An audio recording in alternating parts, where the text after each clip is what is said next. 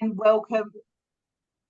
Afternoon, everyone, and welcome to the second of our series of webinars on recruitment, and really finding, attracting, retaining, and bringing in amazing talent into your business is what it was all about. And I am very lucky that I am here with the amazing Gemma Dodd, who leads the Proven Group's recruitment team, and Jen Carter, who is one of our amazing senior HR strategists. Because when we're looking at recruitment, recruitment is bigger than just finding a candidate and putting them into a business. It's the bit that happens before, it's the bit that happens during, and the bit that happens after.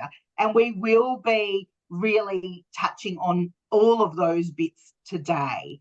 So today's session is really focused on how do you get a candidate, the right candidate, to say yes? Because we can do all of this stuff, sorry to call it stuff, but we can do a whole bunch of stuff, and we can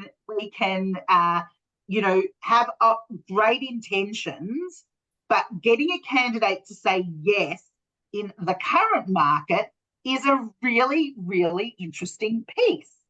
So, Gemma, do you want to start us off? Just give us your kind of very high level thoughts and perspectives on this whole piece of getting a candidate to say yes.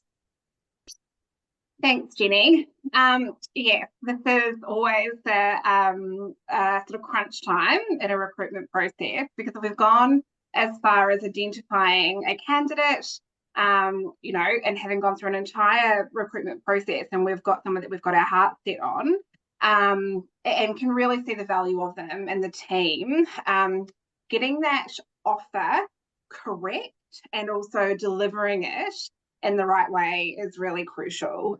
Now, the team at the Proven Group will have heard me bang on about this term, but I'm a big fan of transparency, radical transparency, I call it. And I do think that there is an expectation in the market now of being very, very upfront and seeing it very much as a two-way, mutually beneficial conversation and a mutually beneficial arrangement. And in my opinion, if the whole, and that starts right at the beginning of the recruitment process, and if you've sort of done that right, usually there are no surprises by offer stage, which I'm a really big fan of.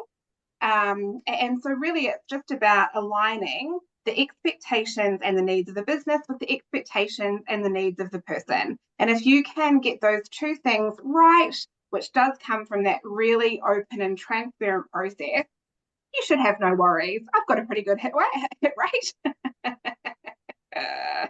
Yeah, it's a really interesting piece, isn't it? Jen, can you share from your perspective this radical transparency that Gemma speaks about, which I personally think is so relevant in today's employment climate, which, I think a lot of employers are still in the mentality of, I'm going to trick them and get them to say things that they don't mean, that kind of vibe. Whereas really, it's an opportunity. You don't want the wrong candidate. You don't want a candidate who's trying to be something. So to me, the whole process, the recruitment process, we'll keep discussing this word process and system today. But this process is really about how do you get an insight into the candidate, so that, and how do they get an insight into you, so that you've got agreed progression. It's not this sitting by the phone waiting, am I going to get a call? It's like this agreed progression, and more unlikely, not 100% unlikely, but more unlikely that you're going to get to a point where you pick up the phone and go, we'd love to hire you, and they go, I've accepted another position, because you know that majority of employers out there are not going to be doing this. So Jen, what can you share your perspective on this radical transparency and the importance? Absolutely. And what really it speaks to me so much, what I really see as so important is to approach the process from the get-go as one of from a place of mutual respect, because if you understand that whilst you may be meeting multiple candidates, understand that one of them is going to be working with you. And so you are setting the foundations for that relationship from the very first touch point in that recruitment relationship. And so if you approach it as though with a what's in it for me in the business mindset, if a candidate gets a whiff that they're trying to be tricked or tripped up, that's really not setting the scene for a mutually respectful, trusting relationship, which is ultimately what it's going to be, is a relationship in the workplace. So couldn't agree with you more. And it's interesting, isn't it? Because it's, it's getting that clarity up front and really understanding what your own values are and really trying to attract someone who's aligned with what you have, the culture you've built, then, you really need to protect. And, the amazing Belinda Fife always says, whether you choose to create a culture or you don't, there is one. So That's she probably right. says it much more eloquently than me. But but ultimately you need to protect that at all cost. And we've all seen and heard about situations, hopefully not been in, but seen situations where someone is employed who possibly has the right skills, but completely is not a cultural fit, and in very short time can do a massive amount of damage in an organization. Because remember that, it's also the trust that the rest of the employees, leaders, managers, team members have in the people who are doing the recruitment, that when they're recruiting, they're going to bring someone in who they're going to be able to work with.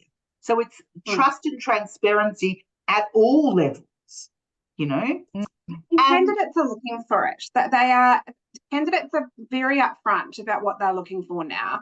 I think externally that the market has softened a little bit. So, there was this real sort of extreme shortage of candidates in the market only a couple of years ago, or even as close as sort of 6 months to 8 months ago.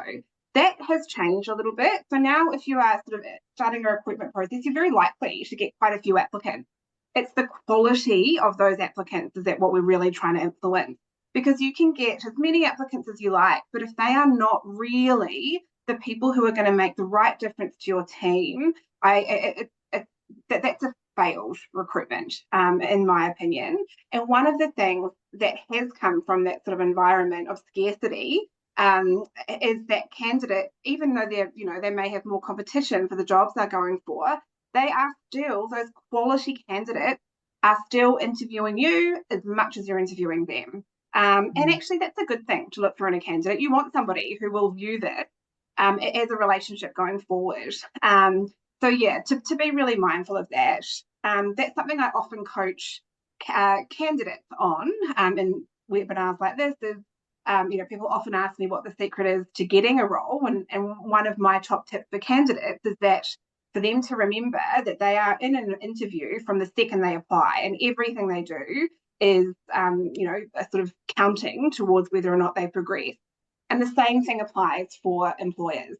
They are in an interview process also, and they're being assessed by candidates on things like their transparency, their trust, their processes, their responsiveness, the technology that they use, all of that stuff, how much respect they're shown, that being mindful of candidates' time and schedules, all of that stuff is also forming an impression. So I think that's something to remember. Yeah, wow, that's so interesting. Can we start getting into the process? And I think this is something that, a lot of businesses don't have and organizations don't have in place. Very strong, and let's call it a deliberate process, a strategic process of why are they doing these certain activities? It's like, I do a phone interview because I've always done a phone interview. I think there are really good reasons to do a phone interview. There are really good reasons to have different aspects to your recruitment process. But what are these pieces? So, Gemma, can you start taking us through, like, you post your ad and, you've really made it about the candidate, not about you. Number one, do you recommend that people have additional questions that they ask in the process if they're using Seek or another platform to actually start getting some clarity? I actually would love to take you a step back, which is probably not a surprise. Because what you've just said actually, I think, highlights really perfectly how a recruitment often will start, which is panic. We've got a vacancy that we are likely not that prepared for in terms of workforce planning, and that depends on how big an organisation is and how robust that might be. But my first step would be take a deep breath and remember that actually rushing into posting your ad and getting your recruitment process started as soon as possible because you've got this hole in your business, which you can see all the issues that are going to come with that, is actually to take a step back and use this opportunity to assess the role first. Make sure you've got your PD in order, make sure that that's really clear and you have clarity on exactly who it is that you're looking for and how they're going to fit in and benefit the team and the organisation. And then to actually really nail your employer value proposition, and also to actually take time in crafting that ad. I do a lot of talent search, but I still really see the value in a well-crafted ad. And that's because, in my experience, if you just rush into copying and pasting an ad up onto a platform, it's a false economy. You are going to get your highest hit rate early in the recruitment. So if that ad has not been targeted well, those applicants that you're going to get while your ad is the most hot and the most relevant and the most interesting to the market are going to be potentially a waste of your time. Whereas actually stepping back and starting at that point, you are very likely to get much more quality applicants right from the start in the first couple of days of your recruitment process. And that changes everything. So taking a day or two at the start will save you weeks of backtracking and trying to restart the process in a different way, or getting a new recruiter on board, or whatever it is, in terms of getting somebody into your role. So I would take it back. Yeah, I love it. Thank you. Then when you're working with clients and they're thinking about starting a recruitment, where do you start? What are those questions and what's the discussion at that point? Look, picking up on what Gemma's saying, it's at the beginning then really is about looking at what is the need we're trying to fulfill here. And so how do you establish that? So, understanding that you've got a gap, whether it be because someone's resigning or, the volume of work has increased or the type of work, is really the first step. Understanding it's a great opportunity, I guess, for you to review what's going on in the entire team. Yeah, I love that. Are people, is everyone utilized? Is everyone playing to their strengths? Yeah. Roles evolve over time as well, often based on the strengths an individual brings to that role. So, is this particular group of tasks really, does it fit naturally into the role we think we want to create? So that you really need to go through a process of giving that a lot of thought. And, we use job analysis and process in order to, understand that. Yeah, I really love that, because I think, thank you for stopping me from posting my ad, Gemma. I appreciate it very much. But I think, that strategic work in the background and the opportunity to stop and think, because I think what happens often in an organisation is when someone resigns or there's the need, that you've got a new client who has more need, there's that natural kind of panic of, and we know it's really hard to find people, but the stopping and thinking that you talk about, Gemma, is just so critically important, and really kind of taking it back, looking at what are the strengths of the individuals in the organization. Maybe someone's had a epiphany of a slight change in direction that they would like to have, and you might actually restructure things in a different way and be recruiting for a very different position than what you initially thought. So it's that collaborative piece, isn't it? And may I say, Gemma, radical transparency with the team to actually go, okay, so this has happened. We have this need, whatever it is. What are we gonna? What's next? How can we put this puzzle together? Is that the same role, different role? What do we really need? So ironically, ironically, even going through that process, all of a sudden you are changing your attractiveness in the market too, because now you're an employer who promotes from within and is somebody who is known in the market to grow your team. And so all of a sudden you might find yourself recruiting for a slightly different role where there might be more applicants in the market, something that maybe not, doesn't need to have as much knowledge of the industry that you're in, all of that type of thing. And you're able to speak to those applicants about how you've got examples of people who started here in this role, worked their way up, we through this training, and now look at them. Just even going through that process is great. Yeah. Oh, I love it. I love it. Really, really interesting, and I think this is transformational. Yeah. I mean, who doesn't want to work in an organization like that? To me, I love it. And that's why recruitment strategy is really important. Making it a proactive part of your business rather than a reactive part is transformational. Yeah. 100%. Yeah, I love that. And gosh, I wonder, if people listening to this, if they just try that one thing, if they just take that step back, and if you need help with it, please, reach out. But it is something that you can also try on your own, where you come in and really, just have that kind of really open-minded, curious approach to it. And, ultimately, depending on your role in the organization, the decision will be with you as to how you move forward. But you want perspective, and you want to, ultimately, great organizations involve their people in decision making and in coming to outcomes. It's a great way to empower people. Now, okay, so you've made it. You have that clarity on who and not who, but what you're looking for. Next step. So the next step, I think, is your non-negotiables. That's really, there will be some roles where you absolutely must have this certain qualification, or you can't do it. You've got to be a doctor to go and be a doctor. So, those types of things, getting really clear on those, and then your nice to haves, and sort of getting those clear as well, because they will inform who you recruit. And again, really help in sort of making sure you're not, I hate this term, but wasting anybody's time.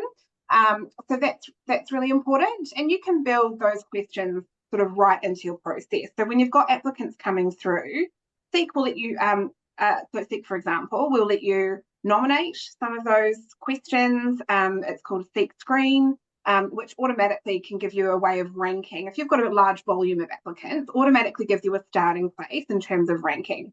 How many, it will allow you to sort of say which ones are yes and no's. So that's a really good place to start. And then once you've sort of shortlisted based on resumes and applications, I then would always move to a phone screen. I think phone screens are really, really important and such a great tool in a recruitment process.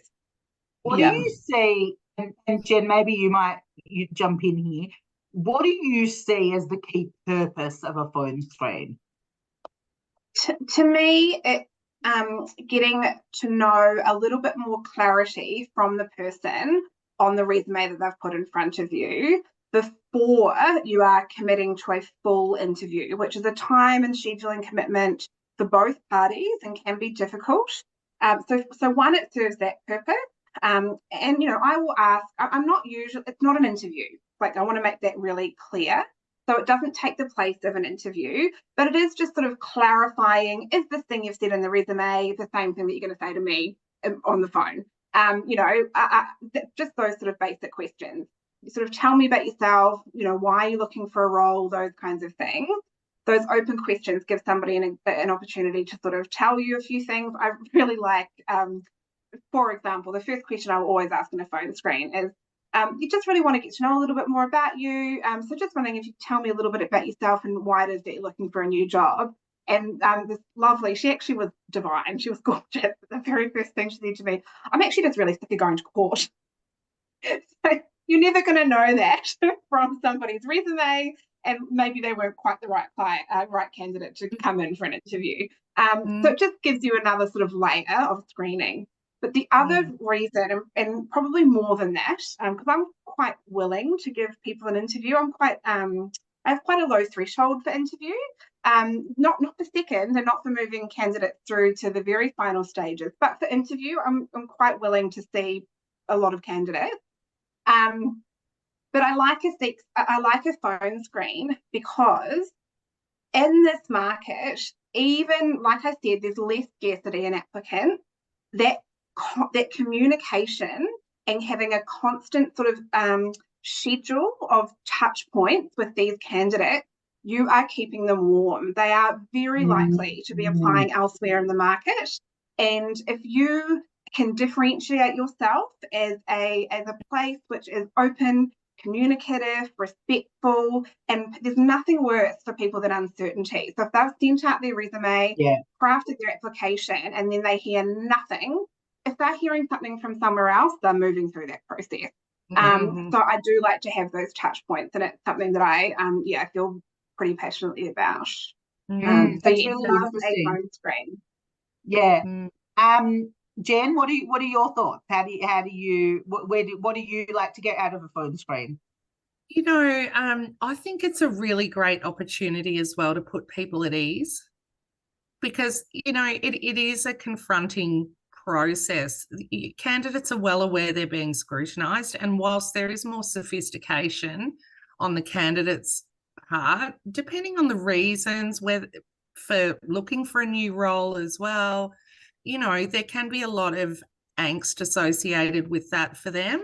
And what you really want to do is set them up to see who they really are. And I think, you know, that is a great place to start. It's less intimidating than sitting in a room with people. And also, Jen, if we're talking about that sort of transparency piece, it's a really good opportunity too, just to make sure we're aligned moving forward. You know, they are, you know, like you say, Jen, it depends on the applicant very much so.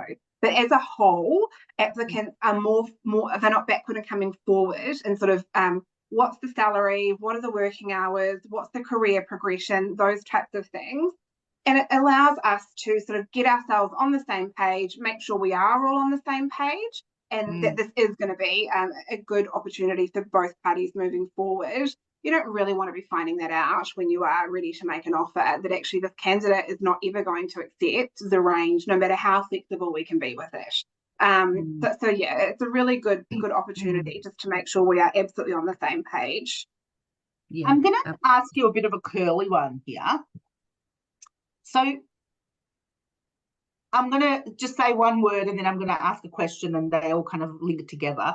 But I want to talk a little bit about biases and individual biases that we have. And, you know, when we're looking at resumes that are coming in, applications that are coming in, our kind of view of the world. And then something you said earlier, which is really kind of the non-negotiables and identifying what's really important. Now, I know that sometimes a resume will come through and it actually doesn't really fit the non-negotiables, and it really doesn't fit as what was discussed and planned, but it stands out in an area that really could match the organisation. Can you just talk a little bit about that?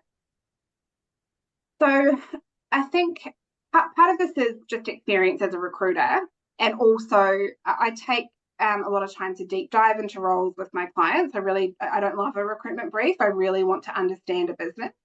So that kind of sometimes allows me to have a perspective on what may benefit a business more than they might even sort of have realised.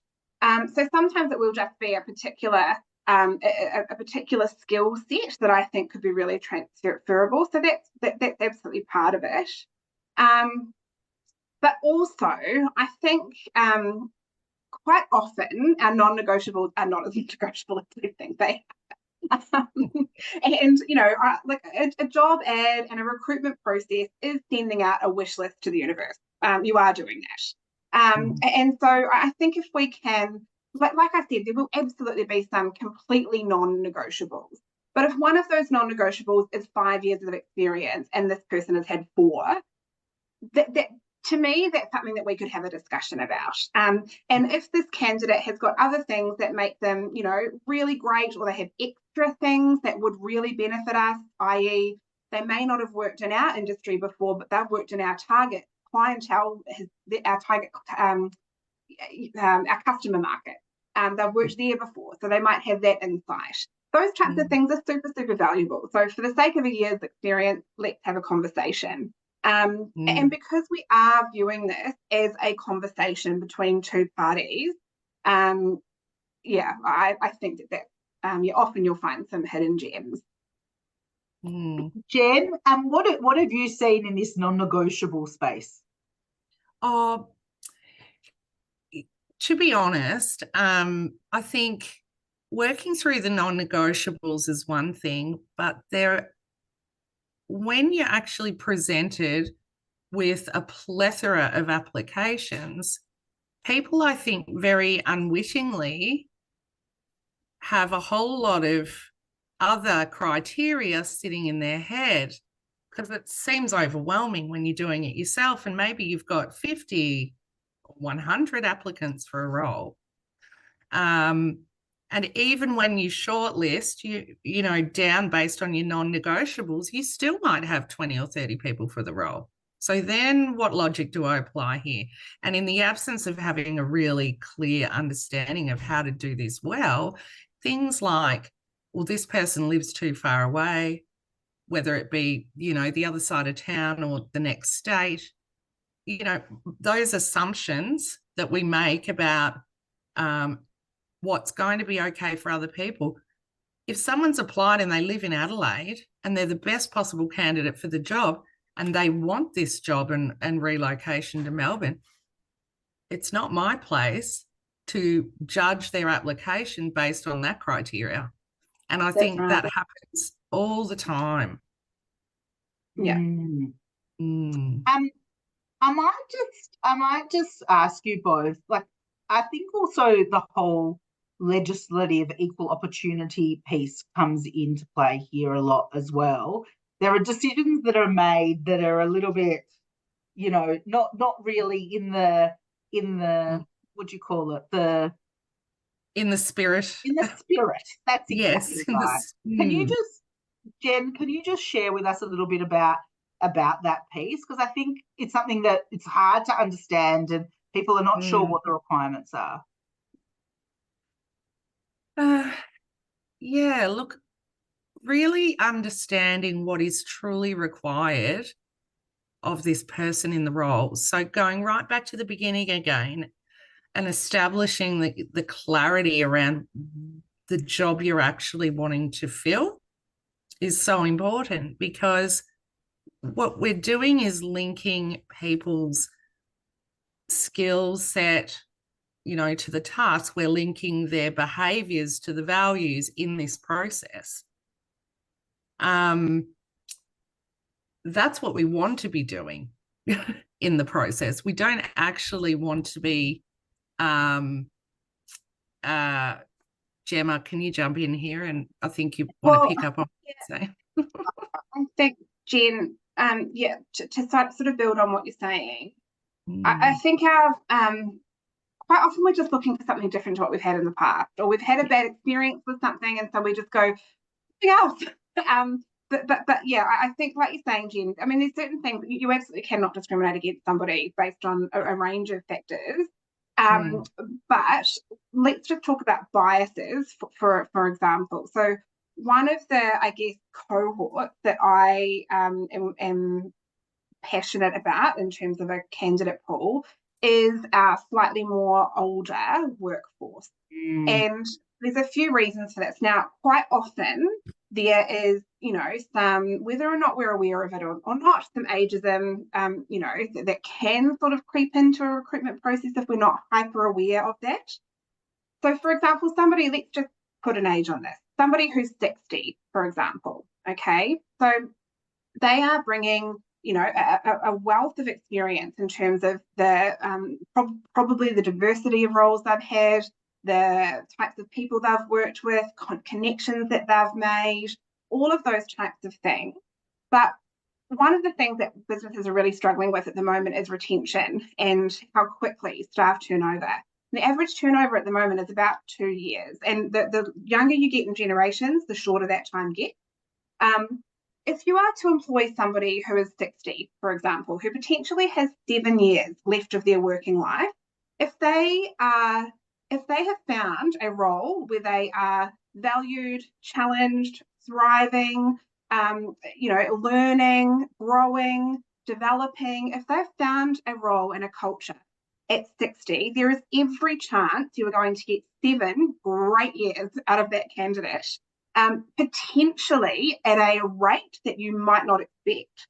Quite often, the financial pressures of somebody who is earlier in their life and their family and, building in that building stage, they are very possibly going to have higher expectations and a lower retention than somebody who's older. Now, that might not be the first thing that comes to mind when you are sort of looking at somebody who might fit into that cohort, but that's what I see, and I see a huge amount of opportunity. So maybe it's sort of looking and reframing these potential biases that we might have and looking at the opportunities that those candidates can provide to our business.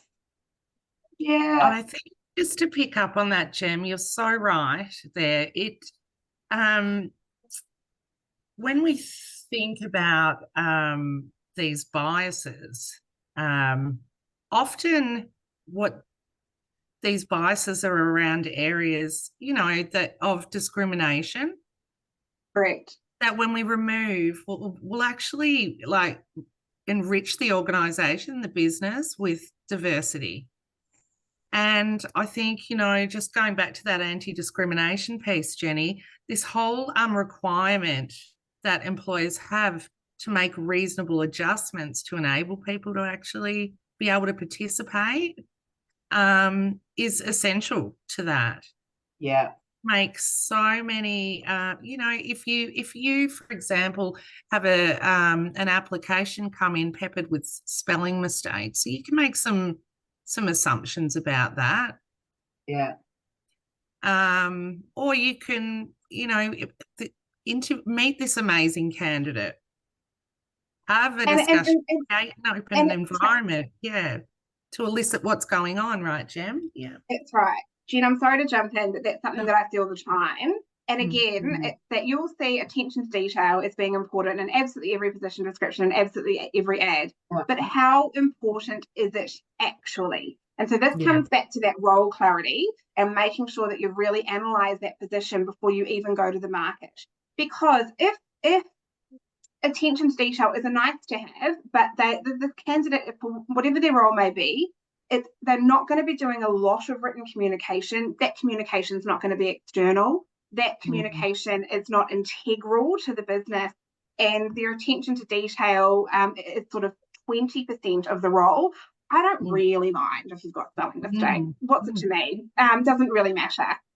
What matters to me is how you're able to discuss strategies that you might put in place if there was something that came up where you would have to utilize amazing spelling. If you've got a tool in your toolkit that can address that and you're self-aware and you've thought about that and, all of those types of things, I'm willing to have that conversation. But if you were applying for a role as an accountant where attention to detail is 70% of the role, that's a different story. So being really clear on what's actually important, I think you're going to get potentially better candidates. Yeah, it's interesting because when I asked the question, I actually was thinking about this whole attention to detail piece specifically, because I think, we all kind of have our own biases and maybe our the things that kind of get under our skin. But is it holding us back from bringing in diversity of skill, diversity of thinking into the organization, which actually will help us think and much bigger than we could ever think, where everyone's cookie cutter the same.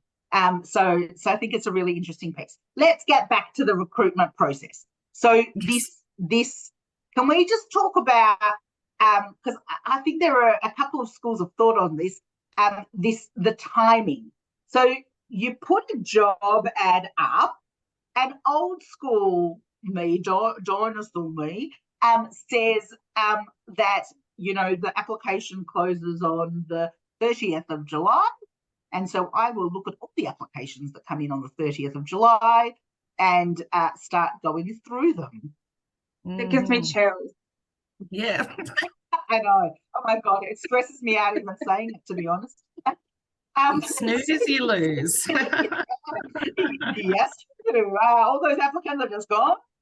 Yeah. So, Jem, when we're talking timing and we're talking about applications coming in our current day and age, what should you be doing? Because really, you've got to prepare yourself to give yourself the opportunity to succeed in the recruitment process. So what do you need to be doing? First of all, I think you just need to remember that, like any market, the recruitment is a market. And so that means that property is always going to be in demand. So if a candidate is great for you, somebody else is saying that candidate's great as well. And if they, there's every chance that this candidate has applied elsewhere. Now, it's not to say you need to panic and start making decisions straight away. That's not what we're saying. But to my mind, so one, because it's just the right thing to do in terms of human decency. If people are looking for a role, I think the least we can do is communicate with them. But also it gives you that sort of touch point and that warmth and that relationship with a candidate as you're moving them through. The very least that should be done is, as soon as an application comes through, there's an acknowledgement of receipt.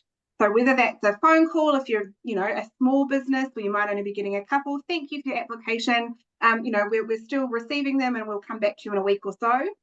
Or if it's an email, which is probably going to be most people's preferred, just saying thank you for your application, it's been received. And then crucially to me is outlining the next step of the process and when they can expect that to happen. Now, it doesn't mean you need to tie yourself to it, but I think just giving people a rough timeline for the next step of the process is really important. And again, it comes back to that transparency and respect of everybody's time. Then it's your phone screen. If people are absolutely not right off the bat, there's no harm in sort of making those candidates unsuccessful during the process. Again, it's much better to be respectful of somebody's time and their own. For all we know, this could be their dream job and the absolute top of their list that they would love out of all the jobs they've applied for. So if it's not right for you and that's not going to change, I think the right thing to do is to let them know as soon as possible. That doesn't have to be done in one big sweep at the end. And it's very unlikely that you're going to get to the end of a recruitment and change your mind. If they're an absolute no at the start, they're very likely to be a no matter what other applicants come through. And can I just ask you this? So do you recommend, you've got these applications coming through, and I always found it quite funny, when you post an ad on Seek and you get a couple of applications, almost the instant you press send, you submit it, you suddenly get an application. It's like, surely you couldn't have even read the job ad in that time. Anyway, especially kind of more generalized roles. But you get a resume, you get an application, and you're looking at it and you're like, this is spot on. This person really ticks a lot of boxes. How what do you do as a specialist in terms of how quickly do you get in touch and actually do that first phone straight away? Yeah, okay. And again, it comes back to this transparency. I'm not trying to pretend that this candidate is not a good candidate in order to get to the end and be able to save $5,000 on the offer. I'm not trying to do that. I'm trying to get the best candidate. That's what I'm trying to do. That's the outcome that I'm looking for. And I am looking for that to be a mutually beneficial arrangement for both parties. So that does mean, adjusting expectations along the way for both parties. But I'm not worried about wearing my heart on my sleeve, because I know that this candidate is going to feel connected to this process and this role. So if I get a great candidate through, I'm going to pick up the phone to them straight away. I'm going to tell them that, I've had a look at your resume. I can absolutely see some alignment with your experience and what we're looking for. I would love to learn a little bit more about you. We are still going through the process and receiving applications. And at that point, if they're a really amazing candidate, I'll sort of run through my formalized phone screen at that moment. I will book them in for an interview. Now, if it's so early in the piece, like if we're talking the first day of the recruitment process, I'm going to give myself, maybe a week. So they're still on the hook. They still have something in their diary that is connecting into this position. But it's also likely that we might have some comparable applications come through by the time we actually see this candidate, or we're going to realize that we're not getting those through in that first week, which again, at the beginning of your recruitment process is the most active point. So if you're not really seeing what you're expecting in that time, something needs to adjust, or it's just maybe that's what the market's telling you, that this really is the best candidate that's out there at the moment. Start moving them through, get them on the hook. Yeah. It's very unlikely that your best candidate is still going to be available at the end of a month-long seat campaign. Very, very unlikely. So if you're going in my experience, if that's the approach you're going to take, that is fine. But I think you probably want to be looking more at sort of second and third choices as being more realistic. Yeah, love it. Because I think it's sometimes about setting up the expectations for yourself as well, and also understanding and knowing what time commitment you need to put in to actually kind of set this up for success. You kind of, it's an investment in time. Yes, and there's some industries and government roles, and where those things are, it's a very clear process that has to be followed. But if we're talking about, if I was just, in my Gemma's Emporium, and I'm, wanting to hire my new store manager, that's what I would be doing. I'd be getting onto hot candidates pretty quick. Yeah, I love that. Jen, let's talk about, and we talk about this a huge amount, and we've mentioned it today, but not gone deep into it. Values alignment. In that beginning piece, Jen, what are you trying to ascertain? What questions are you asking in that beginning piece to go, there is this alignment, rather than kind of jumping into the excitement of, I've got a candidate who slightly matches, And actually, can I defer to Gem on this? Because, there is an aspect of the process, a tool in your toolkit, Gem, that I think really helps to support that, being the DISC profiling that forms part of your process. And it's so crucial, isn't it, to have that understanding of the candidate, not just the skill set they're bringing to the role, but, how they operate, what their values are, how they're going to actually fit in with the team and the culture you either have or the one that you're trying to create. That's great, Jen. We do love DISC around here. In fact, after this, I'm going to hop onto a DISC session with a client. One of the things which we're always looking for in recruitment is ways to make it less objective.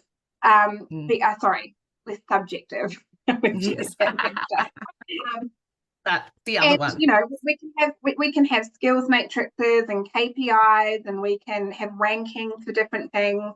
All of that stuff counts, but at the end of the day, what we're really trying to do is understand somebody past the interview polish, really, and sort of, hopefully, this is what reference checking is all about. All of this stuff. Hopefully, get a glimpse 6 months to a year into the future. Which, wouldn't that be nice to have a crystal ball? One of the things that most people is our behavioural profile. So it's not a personality test. It's not psychometric testing. This is a behavioural profile. So look, as a recruitment tool, there's a few ways that it's used. So one, it really helps me understand the type of person, the behavioural profile of the person that's going to be likely to thrive in the position, which means I can actually tailor my recruitment campaign with that in mind. I can use the language that they like to hear. I can highlight the things about that role that are going to be attractive to those specific people. I can ask interview questions which might dive into the potential areas where this might be a challenge for this candidate. All of those types of things sort of helps inform that.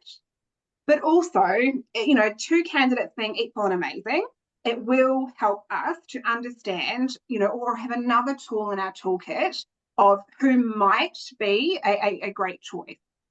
But also, one thing that we always say is, you know, whenever we're using DISC, and it's very true, is that it's not the only thing we base a recruitment on by any means. And I've definitely had candidates who are really great and will be great and are great. Their profile match might be slightly lower than we would have loved if we sort of had our unicorn candidate. But actually what that does is it goes, okay, this role, you know, currently, I always use this example, but currently we've got an open plan office and we've got a couple of offices, but they're not really being used, and this role sits in the open plan area. This candidate with their profile is not going to love that. So would it kill us to be able to move this person's workstation to an office where they can shut the door occasionally, and that's going to make them happier, thrive, more productive? You know, it just allows us to make those adjustments to help somebody to thrive. Does this person, you know, how is this person going to cope with this XYZ management style? You know, are they going to prefer to be followed up in writing? Are they going to want me to ask them about their weekend? All of that stuff, it just helps us to understand what's going to allow a candidate to thrive. And that's how I frame it to candidates too. This is not a block that we're trying to throw in front of you. It's not a hurdle for you to fall at. It's a tool to help us get to know you better. And that really is the case. And I think that's sort of something that I did just want to touch on too, is to me, a most successful recruitment is where none of those hurdles are in place. I'm never asking trick questions. I'm never asking you, you know, if you were the last person on earth, what would you do? Like, I'm not asking this, you know, I'm not, I want to enable somebody to show us their best self. I want to give somebody an opportunity to thrive and feel comfortable. That's important. This old-fashioned style of sort of sitting back and waiting for somebody to sort of stumble at these arbitrary blocks that I've put up, that to me should be in the past. It's adversarial, and it doesn't create an environment of being able to get to know somebody properly. Nobody is their best when they are nervous, frightened, overthinking things. Absolutely. Yeah. Couldn't agree more. Could not agree more. Lynn, if you want to take yourself off mute, Hello. I'm going to bring you on here. Hello. Hello, everybody. Hello. So you're the HR manager at John Valve's Ballarat-based manufacturing company. Yes. You do a lot of recruitment in your role. I really like your hair. Sorry, just have to comment. You do a lot of sorry, apologies for that. You do a lot of recruitment in your role, and we recently had a conversation where you were telling me about this diversity piece and really kind of taking away those barriers of thinking and what we've always done and all of that piece in your recruitment. Can you just share a little bit with us about, you know, what do you do in that early stage of the recruitment process to make sure you're helping candidates show you what they're made of, their best self, and get an opportunity to look at, you know, ask you some questions? Yeah, so basically I have to word the manager up, because I usually interview with the manager of the department, and they have very specific ideas of who they want, and it's very stereotyped. So you've got to kind of educate them in the first place that, you know, there's a whole new pool out there. There's also the different generations. They're looking for different things. So we kind of almost divide the recruitment role up when we're talking to the applicant, and we talk to them about that in the beginning, that this will be your manager if you're successful in the role. And they're going to try and glean the technical side of things. And because I'm people and culture, I'm going to want to know who you are better and what brings you alive and what you want from us and how we can support you and enrich your life. So we kind of set it up like that to start off with.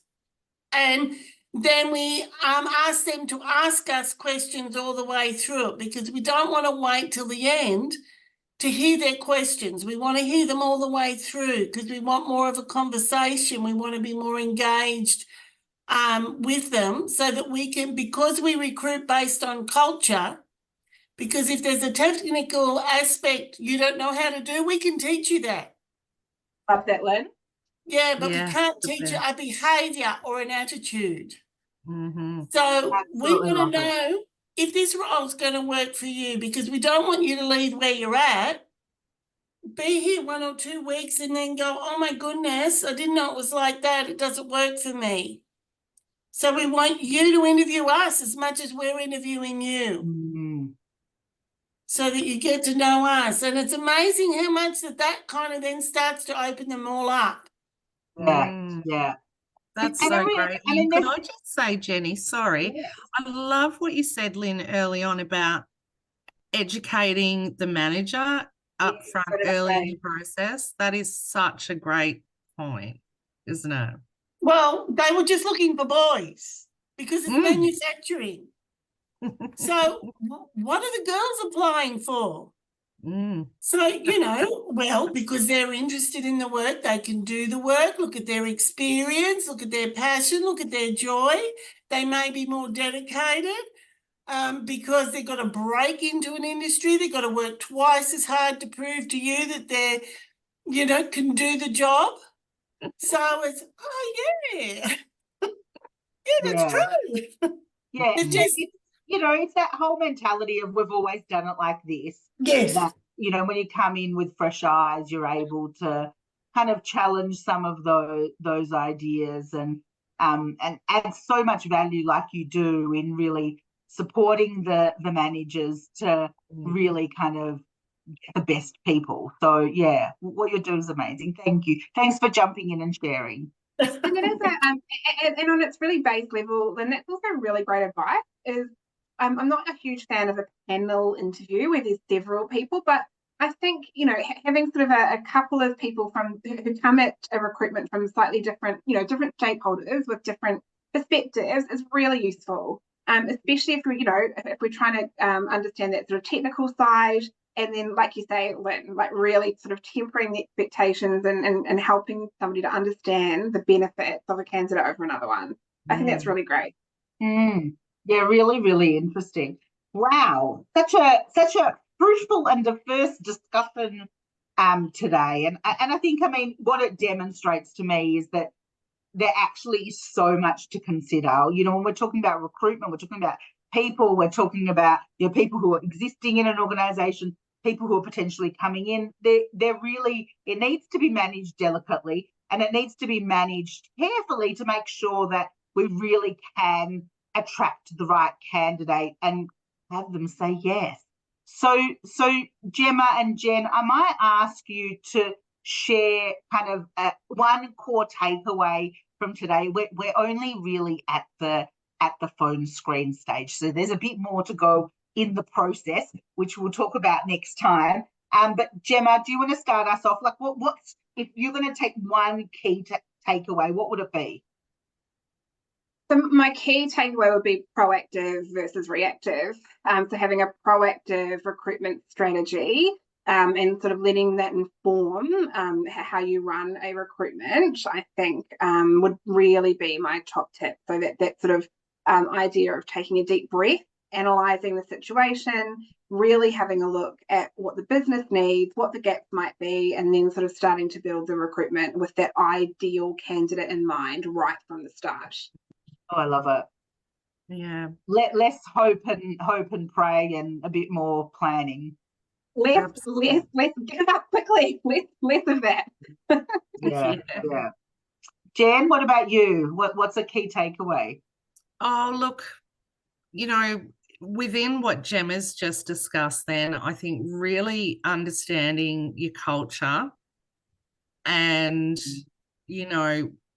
whether that's a culture, that you're happy with, because this is an opportunity to start to change that potentially as well, if it's not. So I think it's really, really valuable to give some thought to that and, recruit to it. You don't want to set someone up to fail.